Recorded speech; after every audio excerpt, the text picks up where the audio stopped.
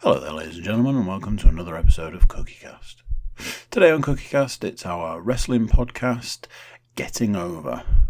I'm joined by Paul Williams and Stuart Woodmansey to discuss pay-per-views that were missed and pay-per-views that are to come, predictions, and all the good stuff that we do on the wrestling podcast.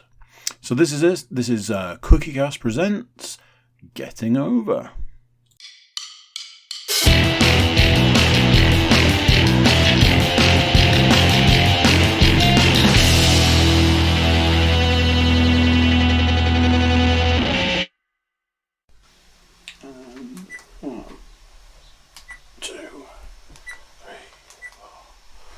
Did that thing when I was going to the podcast the other day. I was like, why is this video like so much longer than like all the other videos? I can't work out. Had you inadvertently left one of the cameras left running. Oh. So like all the like after podcast conversations were going on. I was like, oops. It's a good start. I feel like I need to cough all the time as soon as you turn it on.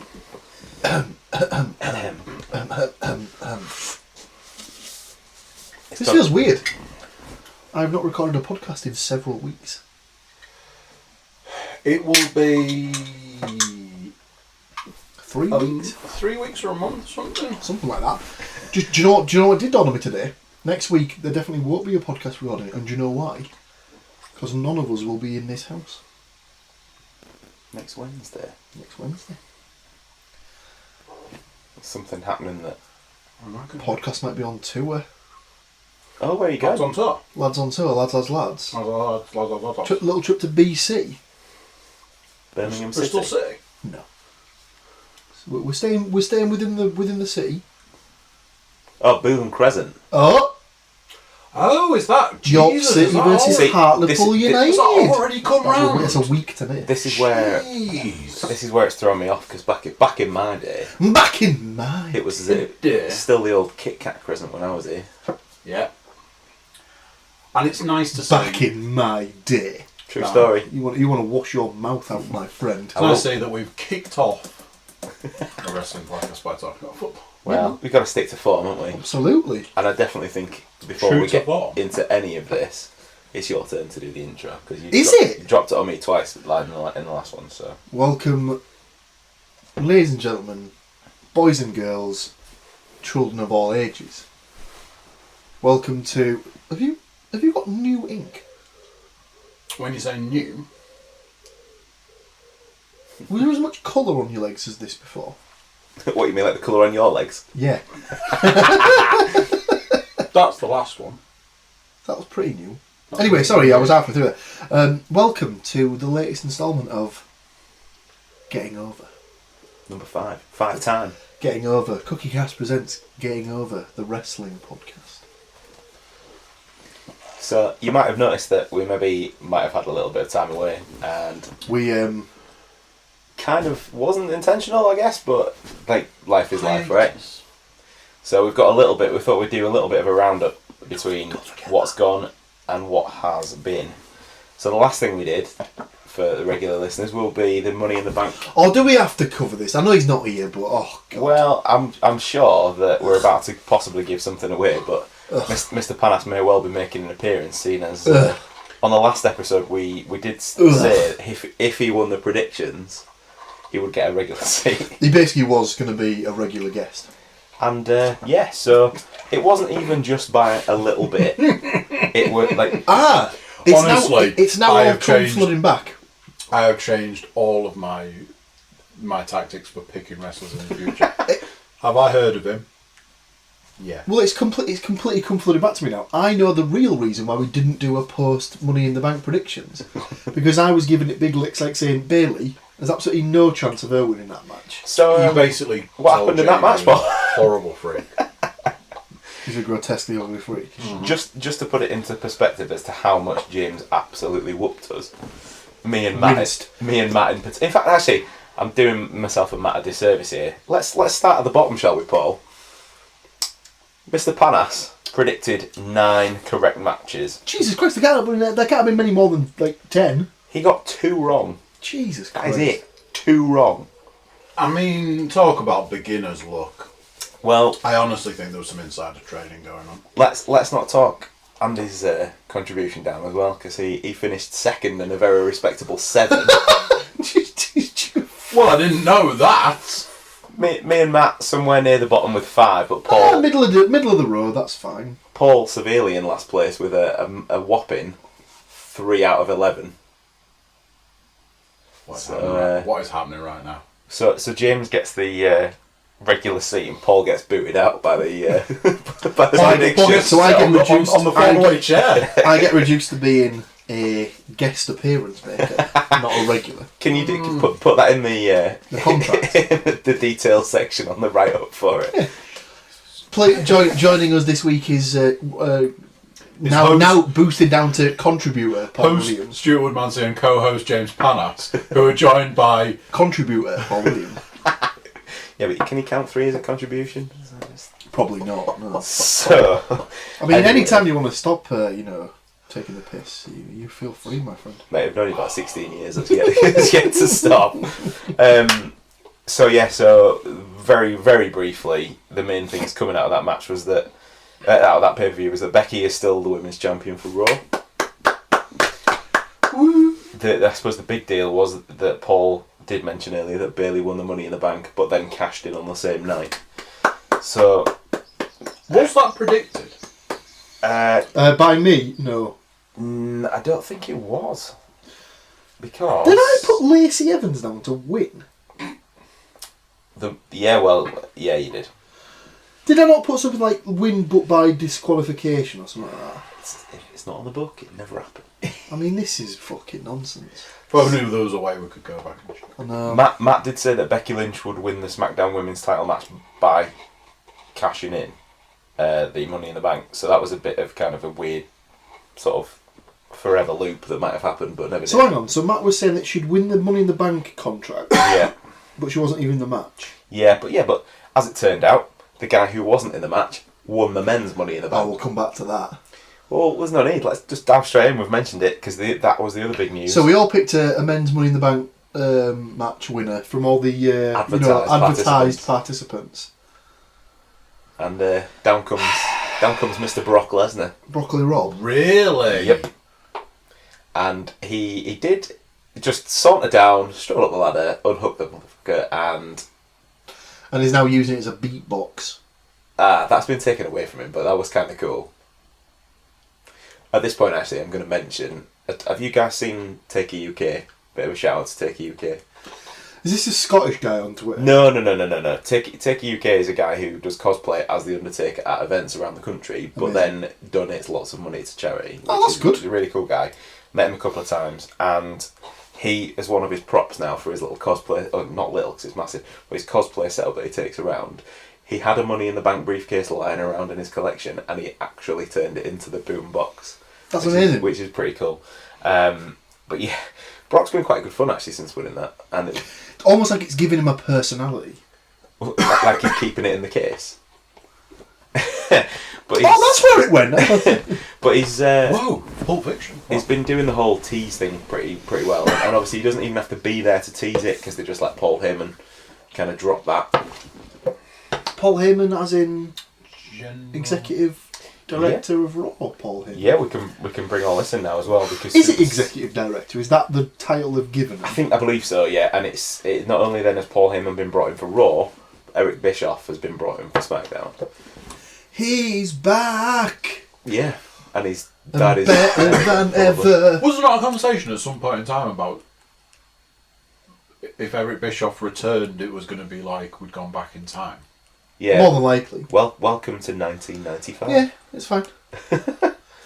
So Paul Heyman's in charge of a company, technically. Eric Bischoff's in charge of a company, technically.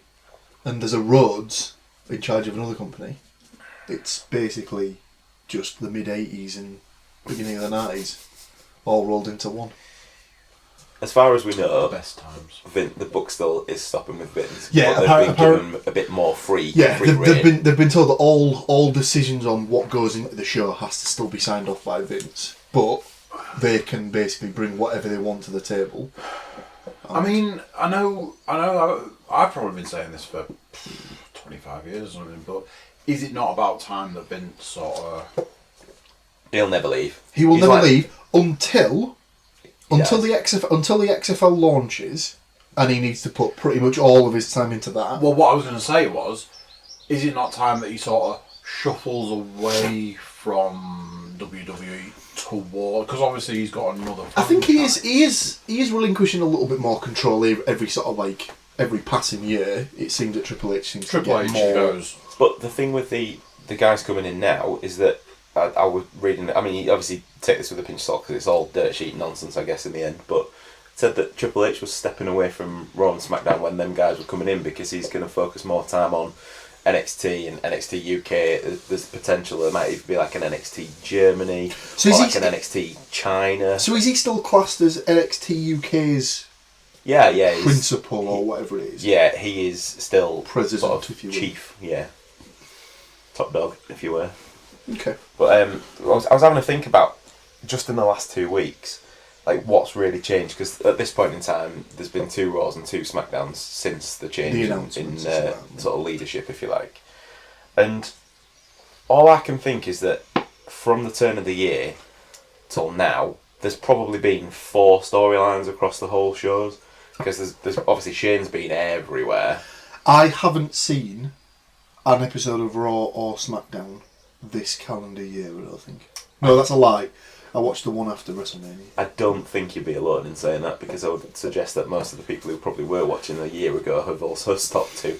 So I saw a thing the other day, which was comparing different points in time, and showing like the crowds at different points in time. And I mean, I've said it on the podcast a few times about like seeing like old footage of like WCW when the crowd was basically a riot. Yeah. Like when they do that sort of shot straight down, you can see the ring, and then you can see like the crowd behind and stuff like a bit further back, and it's like it was a bit like woo. And then they've shown stuff recently where there's empty seats. Yeah. I think they've started doing the old Hitchcock trick of putting people sitting here. Yeah. So that when the camera's on, it looks like it's full and stuff. Well, they curtain off certain sections as well. So if you shoot it a little bit surreptitiously, it makes it look fuller than it is. And a thing that someone picked up on, I don't know if it was someone put it on Twitter or something like that, is, oh no, it'll be when I've watched, when I've listened to like the podcast that I listen to, and they do watch along episodes. So they'll basically watch the episode of whatever it is they're going to cover, and at the same time they'll ask questions and they'll discuss it. And it's usually something to wrestle. And if they ever pick a 90s show or a 2000s show, the first thing they say is, right, as soon as the show starts, it's like, Jesus Christ, look at all the signs. Yeah. And like, if you go now, fair enough, you still do see signs, nowhere near as much as it used to. It used to be like everybody took a sign with them. Yeah. And now you get maybe 50 in a show or something like that. Well, I think if without going too deep into it and kind of the psychology of how times have changed as well, but like, if you go back to like the 90s, 2000s, if people were taking signs, it was with a wrestler's name on, with a catchphrase on. Yeah. Now it's like, my first Raw, look at me, my mum on TV, and it's the crowd trying to take over. Or there's the one that always seems to go in at WrestleMania time. Vancouver for WrestleMania, so. Resurrect the Ascension is the other guy that sits down for anything. Yeah, mate, buy a lottery ticket, you've got more chance. I mean, it's the whole sort of like going back to, you know, I will always go back to the same era. You think about how many 316 signs there were. Yep. And, you know, just especially for Stu, how many rock signs there were. And, you know. I've never been one of those. No. I did. Yeah, it's interesting, like, thinking about it now, and it is just like, you know, I know. We can throw this off on a slight tangent since you even mentioned that guy's name. But I finally got to watch Fighting With My Family this week. So, I said to Paul, I totally legitimately was looking through some films recently, and one of them was Fighting With My Family, and it's on I will probably watch it at some point. I've got a couple of things that are like a little bit further up on the list, and I've just had like a load of Blu-rays and stuff, so I'm a bit like, I'll get to it, but when, I don't know. But it was just there in front of me, so I was like, let's just give the first few minutes a little roll. And I was like, you know, it's alright, but, you know, a couple of like little jokes started the ball, and I was like, yeah, that's fairly cool. And then there was a joke literally minutes into it, and I was like, yes! Obviously, Mr. Williams has said that it's very good. Would you agree? No. He didn't appreciate it? No. Not Is appreciate it because all? it's got the rocket? No, let me get this straight right from the off, right? It is nothing to do with the fact it's got that huge bell end in it. However, yeah, sorry, I dropped that. Apologies, Mum, if you're listening. You're definitely not listening. So, those that know. As just kind of like somebody who would go and watch films, I get it. It was fine. As a wrestling fan watching that film, they skipped far too much of her career because there was a lot going from the fact that she was flipping tyres on a beach to the next minute she was the champion. Spoilers. There was a lot that she did in NXT. Like, she was the only, at that point, at this point in time still, she's the only person that's ever been NXT Women's Champion and main roster champion at the same time. And that was a huge deal for me, as a wrestling thing. But she had a lot of struggle in NXT. Obviously, Host come out about that recently in recent times, but we'll not go into that on a family friendly. Oh, it's not really family friendly. I said Bella a minute ago. But let's just all say the C word and get it. No, but she had a big struggle in NXT, and to me that was a bigger deal than her coming out and winning the title on the first night. The fact that she helped to put women's wrestling on the map in NXT and then came to the main roster, not putting women's wrestling on the map by coming to the main roster. And I think as the wrestling fan in me thinks they messed that up a bit, but as a general film, yeah, it was okay. The best joke in the whole thing for me was when Stephen Merchant and his wife went for dinner. It was like meet the parents kind of a thing. And she was trying to use the right words. I'll not spoil the joke because it was very good, but I did enjoy that bit. Well, I say it in the first few minutes. It's like crack, coke and heroin combined. Mum, have you done crack, coke and heroin? Not combined. I was like... It's that bit of the first bit where she's fighting with her brother and the dad comes in. It's like, no, if you're going to choke her, do it like this. What are you doing? I mean, that was in every single one of the trailers. Yeah. Even when it was like on the screen, I was like, yeah, it's amusing. It's still. The thing for me that indicated that it was a good film and not specifically just about wrestling was the fact that Amy enjoyed it and was enjoying it all the way through, and you could just tell that she was still captivated by it until the end. She didn't at any point look bored or anything like that, because it wasn't about a wrestling film. It was about a life story film. Something I say, I've seen a load of the trailers and I watched the first few minutes. But something that I was looking at, obviously you've got your credits at the start. The first thing you see is the sort of the slow moving WWE logo. And I think it's like WWE Films Studios, yeah. And I was like, what are the chances that this is the first of a new breed? Because I mean, at the end of the day, Vince McMahon is a businessman. He is not going to leave money on the table at any point in time. No. Because you're not a businessman if you leave money out there.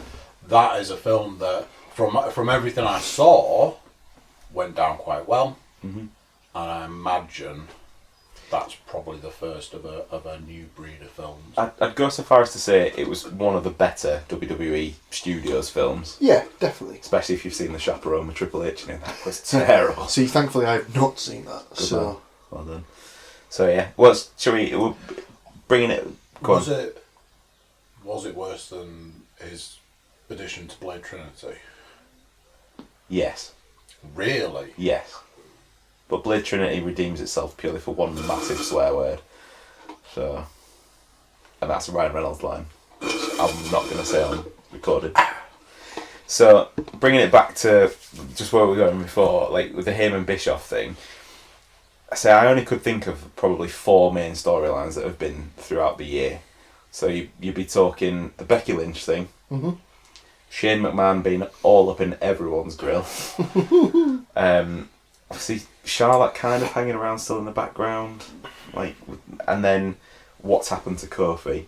That kind of if I think about wrestling for the last 6 months, those are the kind of things that I think. I was having a little sort of think at lunchtime today about the stories that have just seemed to be back on in the last couple of weeks, and I've already like written down like 7 different storylines that have now just come up that seem to have been given some more focus in the last 2 weeks, and I don't think that's any coincidence. No, that is Since those a good guys, point. yeah. So like just off the top of my head, I was like, right, Iconics and Asuka and Kairi Sane, the Kabuki Warriors. Kevin Owens and Dolph Ziggler, and then Shane still in that. Balor and Nakamura just come back on this week. Mm-hmm. Samoa Joe and Kofi Kingston. The Ember Moon thing with Sonya Deville and Mandy Rose. Shelton Benjamin's been given like a new character in the last couple of weeks. Yeah, I've only seen little clips of this. I don't know who it is that he's supposed to be going against. Shelton Benjamin. Yeah. Yeah, they've given him it's maybe not a new gimmick just yet, but they've given him airtime and like something to do. Yeah.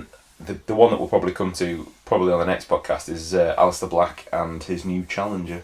But that just off the top of my head, there's definitely more than that are going on, as well as like the main storylines with Shane and Roman Reigns and all the rest of it. But instantly, it's gone from we've got these main ideas to we've now got all these irons in the fire that we can then build up and cross them over if we need to. Yeah, that's true.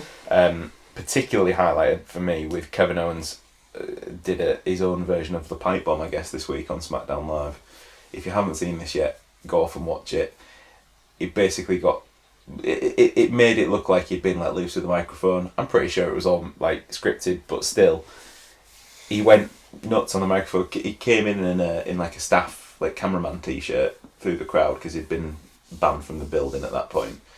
And Shane and he'd had a bit of a scuffle in the parking lot with Dolph Ziggler, and then so hang on a Shane second. kicked him out. So is Kevin Owens now a good guy again? Somebody made the point I was sitting earlier today. Is Kevin Owens related to the Big Show? People are like, what? Like, he looks nothing like the Big Show. Yeah, but he turns heel and face the same time, like amount of times the Big Show has now.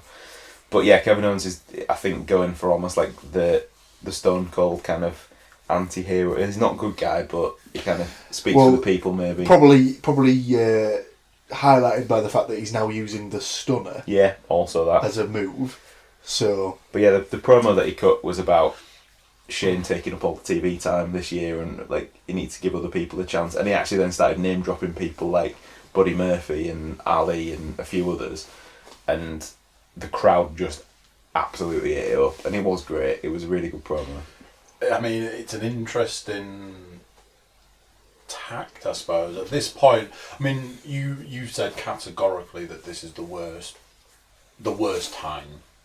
For me, as a fan, this is the hardest I've found it to watch in my entire time of watching wrestling. Something that would be, I suppose, quite meta would be to have someone that comes along and goes, well, this is what the fans say. You know, they could jump on any forum, read a load of stuff and go, this is what the fans are saying, let's make a character out of speaks for the people.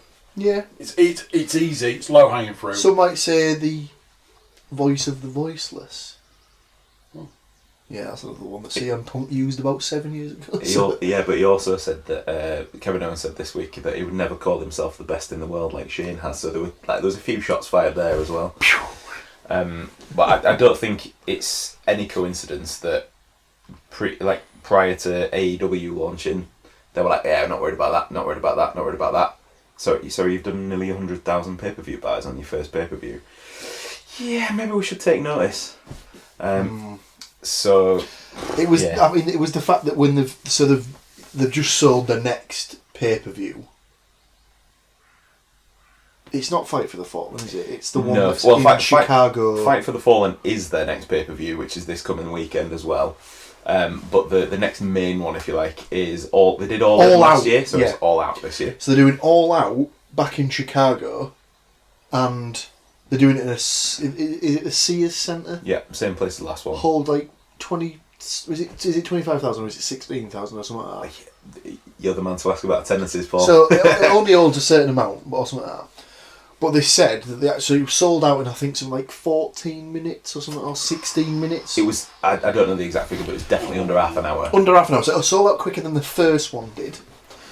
They said at one point there was up to 340,000 people looking for tickets. Just from, there's like they said that's a bad sign. That's good for them. But apparently that's not necessarily 340,000 unique users. That could be people that have thought, right, I need to have as many chances at getting tickets here as possible. So you could have had people that were logging in on 10 different systems as one person. But the fact was that they worked out they could have basically sold the amount of tickets like 6 times over. So it's potentially going to get to a point where if they get far enough in, they could potentially say, right, we're not going to run arenas anymore. Or, well, not going to run arenas. For our bigger shows, we're going to start looking at doing stadium shows because they know they'll be able to sell the tickets and they'll be able to fill the demand. I personally don't think them guys are daft enough to run before they can walk. No, I do agree with that, but I think, plus, if it did get to that point, it's not as if they're going to need to find a stadium to do it in, because they'll just basically go, that Jaguars stadium that's pretty much empty for 9 months out of the year.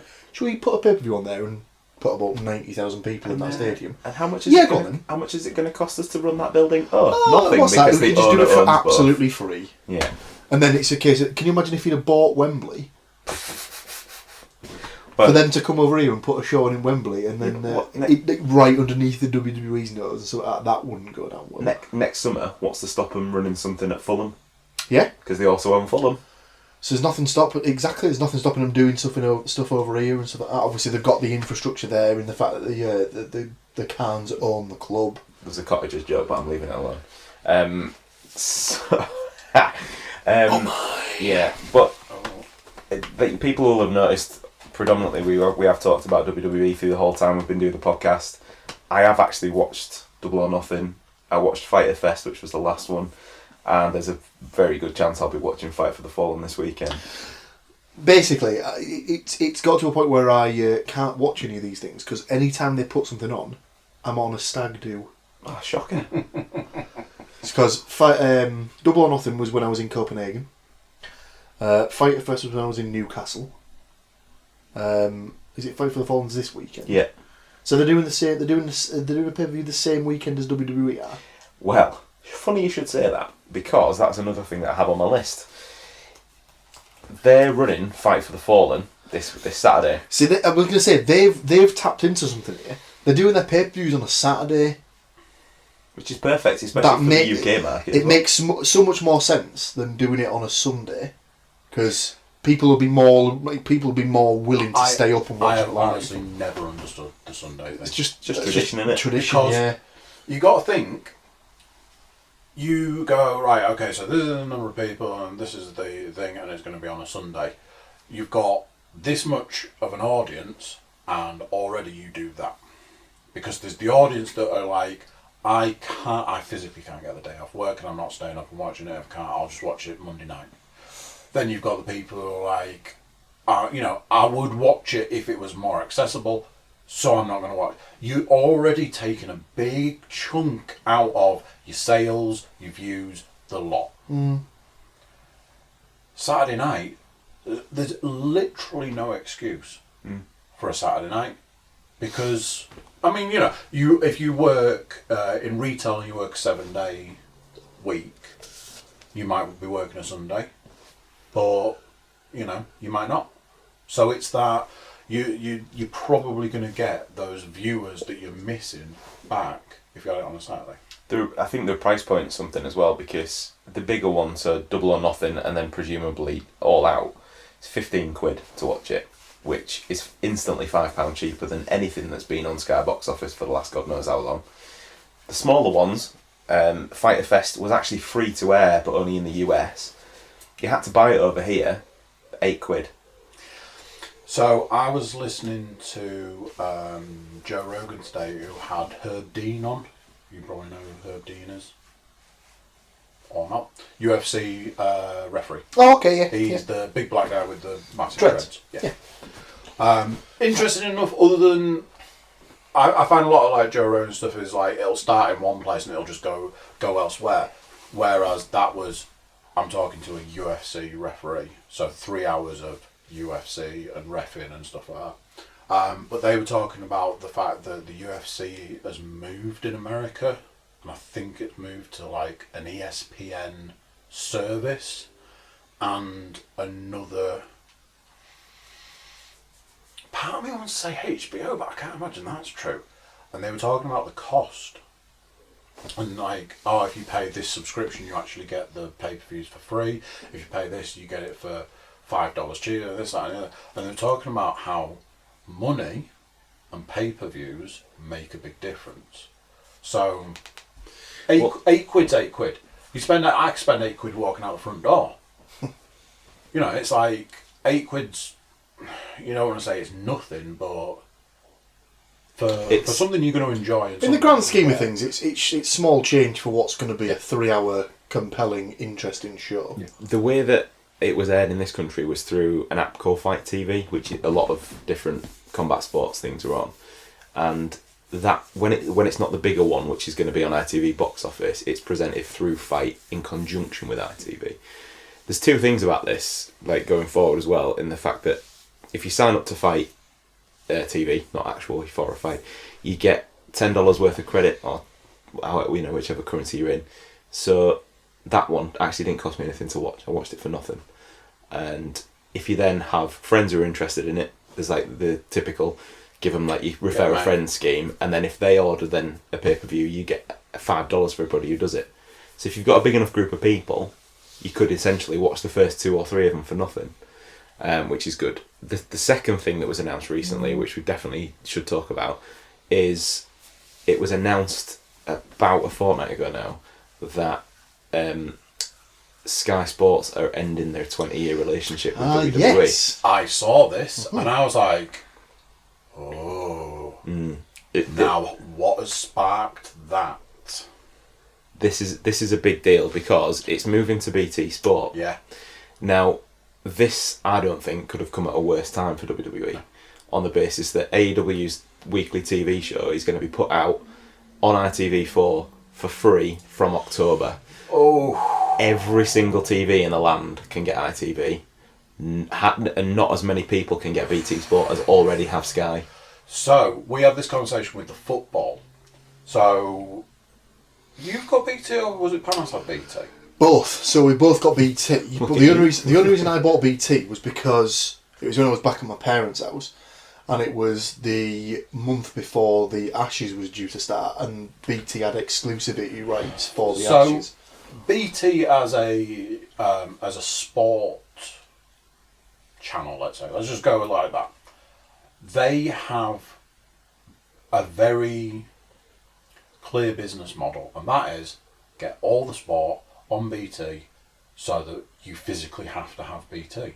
It's that simple. And they've just sniped them all. At the point that they're like, do you like the UFC? Yeah, I like the UFC. Cool, it's free. Pay-per-views was included. It was like, I'm sorry, what? And I think there was a point where they went, right, we're going to change it, and for all this time you've had BT Sport for free, now it's going to cost you $5 a month. And I was like, I don't watch anything on it. But the UFC pay-per-view is like £30. Yeah. Yeah. So 6 months of a $5 a go. And the worst thing was I was listening to that podcast today, and they were talking about the upcoming UFC at that point in time, but the podcast is 3 months old, and they listed the card, and I was like, that sounds fucking awesome. I was like, oh man. Oh, missed it. Thing is with BT though, I think their catch-up service seems to be a bit better than Sky's. So you should be able to go back in and watch it. Yeah, so the UFC stuff, I used to have the app on the iPad, and their app was very good and very bad. Sometimes it was like, here's the exact thing you're looking for, and other times it was like, you're just trawling through page after page after page trying to find stuff. But their catch-up was very good. It's like, I want to watch a UFC pay-per-view from 5 years ago. Eventually you'd find it. But BT are very much we're going to take all the sports and we're going to put them on BT Sport, and then you're going to have to pay for BT. Simple. It's a difficult one for me because, like, some people get it included with their phone or internet package. I'm not afforded that luxury, so we're locked in with Sky. So there is a very real chance that I won't be watching Raw or SmackDown until my Sky contract runs out. So just one of them things. But we shall see. We've got to wait until January until it kicks in. So yeah, it is a huge point though for me. I think that's in what's everybody's hoping for, this kind of whole AEW versus WWE. Let's make wrestling better as a whole. Let's make wrestling great. Let's make wrestling great again. Cheers, Drew Gulak in the corner. But yeah, I think that is a huge point, especially for the UK market, which is probably their second biggest market. Oh, without a doubt. In terms of viewership, obviously Saudi's probably the remaining income, but... So there was that thing, wasn't there, that they hit a point where they couldn't sell out shows in America, but would consistently sell out shows in England. Now they're not even doing that. That's gone off the rails as well now, because they're having to cancel shows in the UK now. Haven't they cancelled the show in Glasgow or something like that? No, they haven't cancelled it entirely, but what was supposed to be happening in November, which has jarred quite a few people, is that Raw was going to be live in Glasgow on the Monday night, and by the time that November comes around, SmackDown's going to be back on a Friday on Fox. So SmackDown was going to be on Friday in Manchester. There's another Saudi show on the horizon come November, and now what they've done is they've cancelled the Raw taping on the Monday. So everybody who bought tickets to go to Raw has now got tickets to a house show, and they've moved it to a double... I'm not quite sure how this is going to work, but a double taping on the Friday.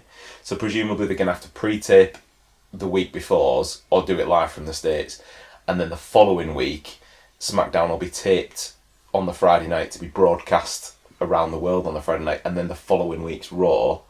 So everybody who's bought tickets for SmackDown in Manchester has now got like double for free. Well, for the same price, like 2 for 1. So confusing. I know, it's weird.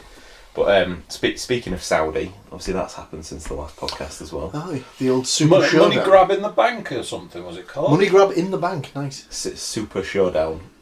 Which is weird, because they've already used that title. In Oz as well, wasn't it? It was in Australia. That was for the one that was in Australia, yeah. There wasn't really much to talk about based on that. The Randy Orton Triple H match was a little bit weird.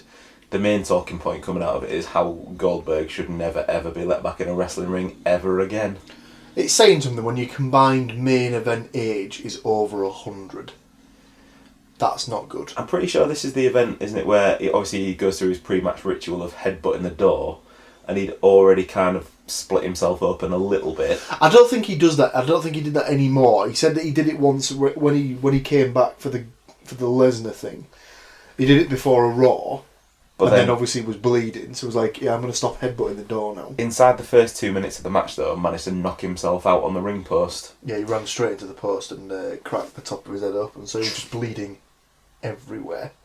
2 horrible points in the match where Undertaker went to tombstone him. That was really low, and it looked like it was definitely on the top of his head. Whether that was just awesome by Undertaker to make it look like that, but it looked bad to me.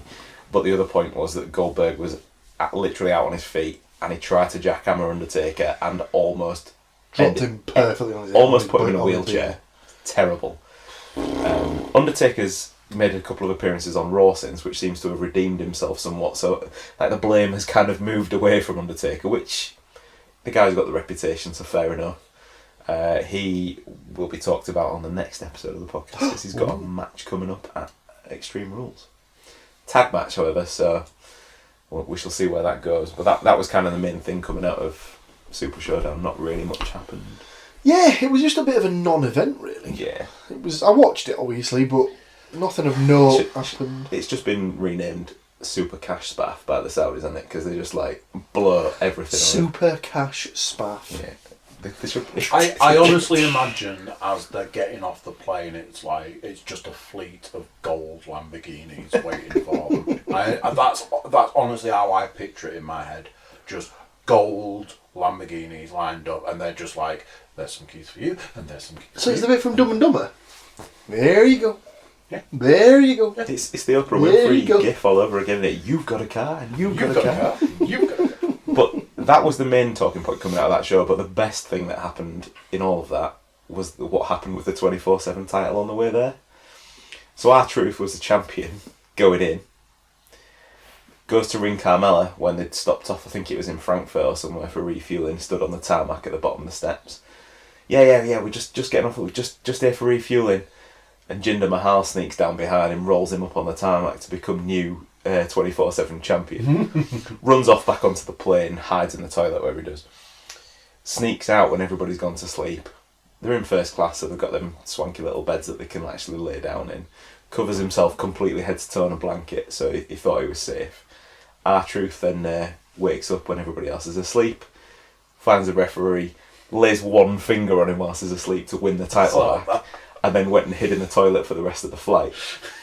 On the way back, I think it was, he managed to actually fit into an overhead locker with the title, which was just incredible. Wow. Some other good stuff has happened since then with Drake Maverick, or Rockstar Spud as he will forever be to me, where that guy in real life got married, won the title just before he got married, and actually filmed some stuff at his wedding. He lost the title just after he'd got married. So apparently it was like Incredible. they did the wedding legitimately, and obviously had a lovely time and stuff like that. And then they said, right, are we okay to do some filming now? And we'll just make it look like it was part of the wedding as well. And I think him and his wife were both like, yeah, that's fine. Because I didn't realise that his wife's a professional wrestler as well. I honestly legitimately didn't know that. No, I didn't either until you told me the other week. So, and yeah, so they're now doing a story, as part of the storyline now, they're doing a thing where he's on his honeymoon. He's like, don't worry about it, darling, this honeymoon's about us, you know, we can have a 24/7 honeymoon, blah, blah, blah. And then like someone said, oh, can we get a picture of you both? And apparently he's held up the belt, just because he's like stood just in front of her, and he held up the belt. And the picture's just that you can just see the outline of his wife, and then her face is completely covered by the belt. well, And it's just funny. It's that because he'd lost it back to Truth at his wedding. It started. He took her on honeymoon, but like said, it's a surprise. And then there they are walking backstage at Raw, and she's got a blindfold on, and then she's like, "You brought me to Raw for my honeymoon." Yeah, it's fine. We're just stopping here before we go to the main part of the honeymoon. wins the 24/7 title back at that Raw, and then went on honeymoon with the title. And they went to Universal in Florida. There's a wicked picture. So they've got the photograph outside the Jaws bit where the shark from Jaws is hanging up outside the lake. I've got one of them. And there she is stood next to her husband, like Paul says. He's like posing with the belt, and the belt's just you can't see her. It's just completely covered her face. And Universal tweeted him to say you should stick that in a frame. So that was really cool. Like, it's so as horrible as the design of the belt actually is, it's probably one of the most interesting bits they've got going on at the minute. Yeah. They've actually managed to make it Funny. and interesting and actually sort of like worth watching. I mean, you know, that in itself, that's entertainment, isn't it? That's entertaining. And, you know, it's sports entertainment, so it's kind of ticking a box. Yeah. So then Saudi led into 2 weeks later the really memorable Stomping Grounds pay-per-view. You know, shoe boot. shoe bomber. Well, careful. Easy. Honestly, Banter. obviously we had a bit of a chat before we started recording, but I was like, it was that memorable that I couldn't remember the name of it, and I just started like going, the one with the boot on the picture, you know, the foot, the shoe, the boot, the Stompy Stomperson. I mean, I don't know. There wasn't really much to me that went on in that match other than it was Becky Lynch defended the women's title against Lacey Evans. Lacey Evans lost, but then was brought back later in the night to be the special guest referee for Baron Corbin's match against Seth Rollins. The importance of all this, I guess, is the fact that it's been revealed that there's a real life relationship between Rollins and Becky Lynch. So there's kind of they're trying to blur the lines a little bit. There's been some terrible. Seth Rollins, obviously, I'm wearing his shirt right now, but he has a new T-shirt. Becky Lynch, the man. He has a T-shirt now that it says "the man's man." Might as well just say "bitch" on it. To be fair, isn't it? Horrible idea. But Rollins was going around smashing everyone with a chair that was volunteering to be special guest referee. Corbin brings Lacey Evans in because, as a good guy, Rollins can't really go and batter a woman with a steel chair. So that was kind of a good move. I didn't see that coming. I thought it was probably going to be Lesnar and there'd be some kids. Shenanigans. Yeah. But Becky Lynch came out because Lacey Evans was slow counting and counting to 2 and then stopping. And did she low blowing? And that's Yes. what finally brought her out. Yeah, there was the good old Shinsuke style nut shot. And then Becky came out, cleaned house, the real referee came down, stomp, 1, 2, 3. So Rollins and Lynch still their respective champions of their division leading into the next bit. You were probably quite angry about that, weren't you? Because you've just been waiting all this time for, your boy Baron to finally get his run as the main guy, because you love him so much. Well, it's probably a good time to wrap this one up by saying tune in next time for the sheer amount of rage that I will have when we talk about what's going to be the main event of Extreme Rules. Alright. Do you want to wrap her there? Yeah, I think so. I think we've done a nice roundup of what's happened since we last convened. Perfect to me. Yeah. Right. So thanks for tuning in, folks, and until next time, you stay classy. Stay ringside. Ooh, I like it. Nice. I feel like I should have some witty retort, but I'm all out of good stuff. So thanks very much for watching, everyone. Yeah, I can't think of anything else. Trying to think of something to do with 3 count or something like that. It's like Wrestle Roundup. Goodbye. Goodbye.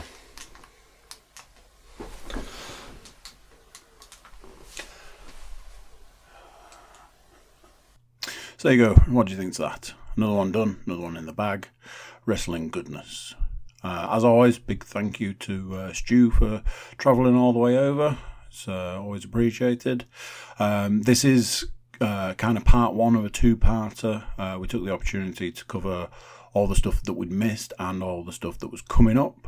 So this is part 1, and part 2 will follow shortly, so tune in for that. I'll say bye for now, but I'll see you shortly. Bye.